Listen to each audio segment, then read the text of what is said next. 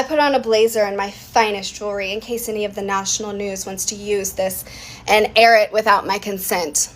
My video dressing my favorite former coworker, Harrison Butker, has popped off. And I'm about it, because now I am a voice for the people that he attacked. And since the mainstream media is going to use whatever content they want, I thought I might as well dress up and give him a formal speech. It has never been about whether or not a woman should stay home with her family. If that is the best decision for her, do you. If you want to have a career, do you. If you want to do both, pop off, do you. My issue lies when entitled men in positions of privilege, such as Harrison Butker, uses a graduation speech to put a woman in her place instead of congratulating her on her accomplishments. Are you shocked at some of his public supporters?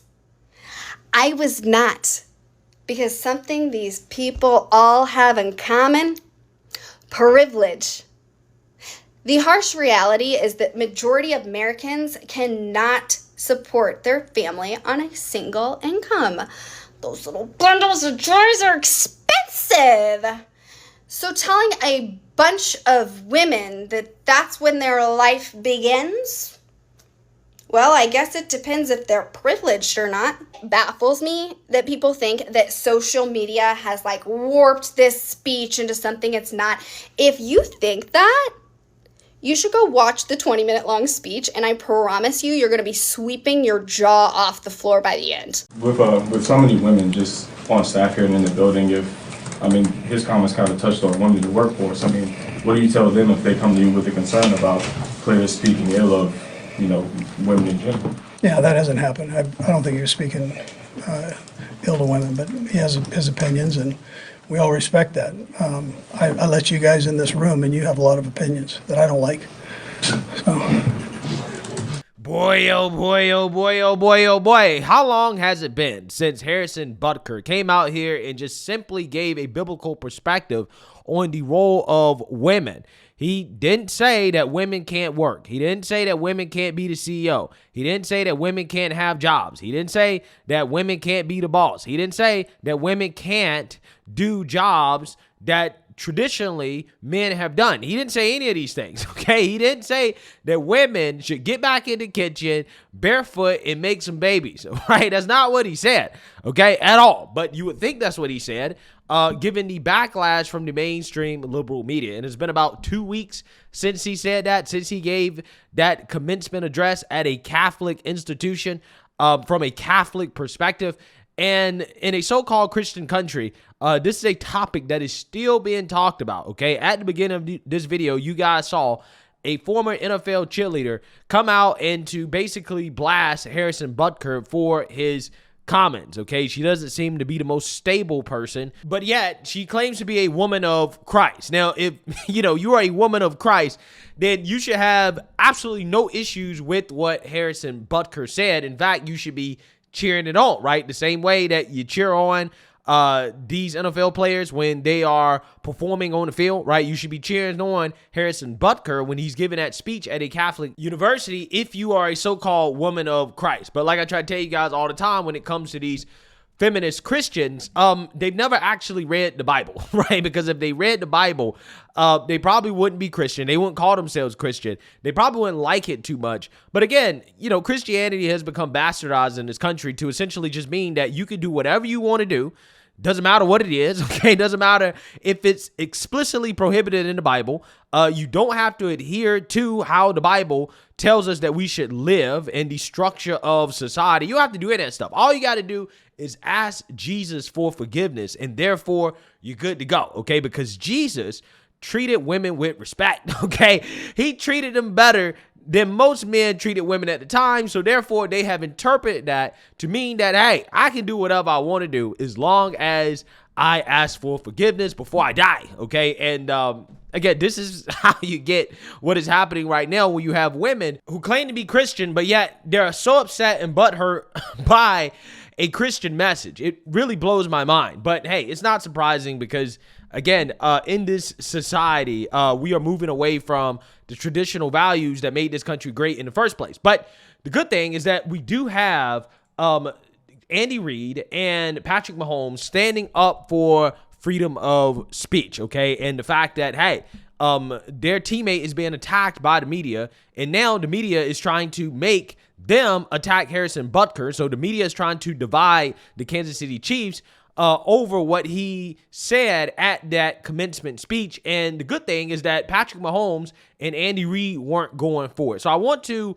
play this clip of Patrick Mahomes responding to some of these silly questions from the woke media, because I think this is a good example of how these NFL teams and players should handle these types of situations when the media is trying to make them virtue signal their wokeness.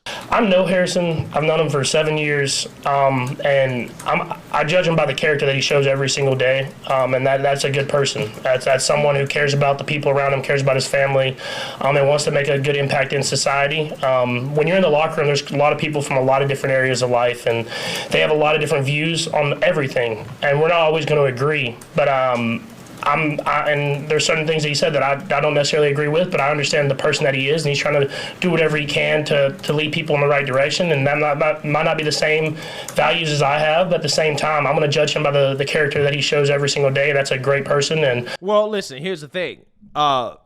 Mahomes. Again, you know, I know why you're saying that, hey, well, we don't have the same values, right? I mean, he's trying to protect himself and his brand and his money.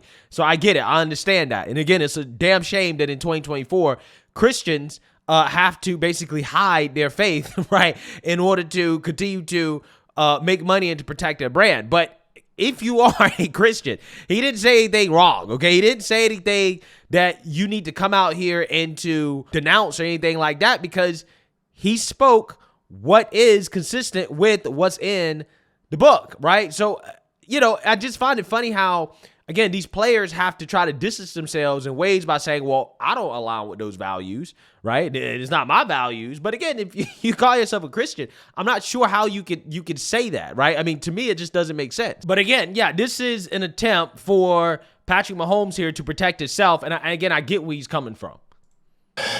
We'll continue to move along and try to help build each other up to make ourselves better every single day. But at the end of the day, we're going to come together as a team, and I think that'll help out as well as eliminating those distractions outside the building as well.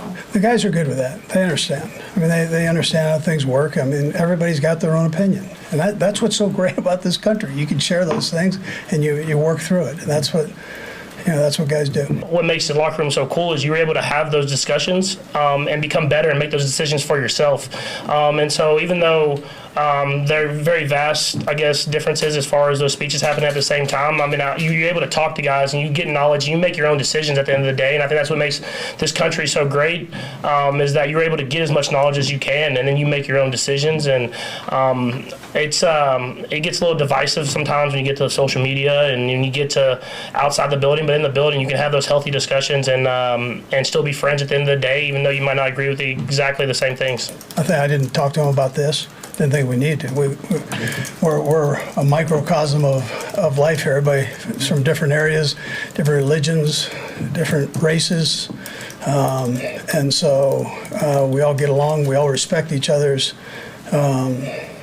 opinions, and not necessarily do we go by those, but we respect everybody to have a voice. It's a great thing about America, man, and we're just, like I said, a microcosm of that. And I wish, my wish is that, everybody could kind of follow that. So, yeah. With so many women just on staff here and in the building, his comments kind of touched on women in the workforce. I mean, what do you tell them if they come to you with a concern about players speaking ill of, women in general? Yeah, that hasn't happened. I don't think he was speaking ill to women, but he has his opinions, and we all respect that. I let you guys in this room, and you have a lot of opinions that I don't like. So. Yeah. So I think that Patrick Mahomes and Andy Reid did a pretty good job handling that, because ultimately at the end of the day, they can't come out here and say that, oh, well, I agree with it, even if they actually do agree with it. I actually think that they probably do. If I had to guess, they probably would agree with it. If you get them behind closed doors and you start having a real conversation, that locker room talk, yeah, they probably do agree with it. But again, they can't say it out loud. So what they have to do is essentially go the route of, well, my opinions and his opinions might not necessarily all the way align exactly, but freedom of speech, right? Freedom of speech. And again, that is what it's about. I mean, he should be able to speak freely about his opinions. Now, again, he didn't do it on the job. He didn't take a knee and disrespect the national anthem. He didn't do that.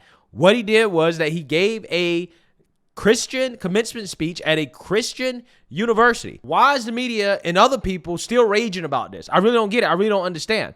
And again, what I really don't get are Christians who are upset with this. I really don't get it, okay? But again, it is just another sign of how our culture has really degraded over time, okay? Because if he would have said this 60, 70 years ago, nobody would have thought it was controversial. Everybody would have said, yeah, that's correct, right? You're absolutely right about that. Women should be proud of being mothers.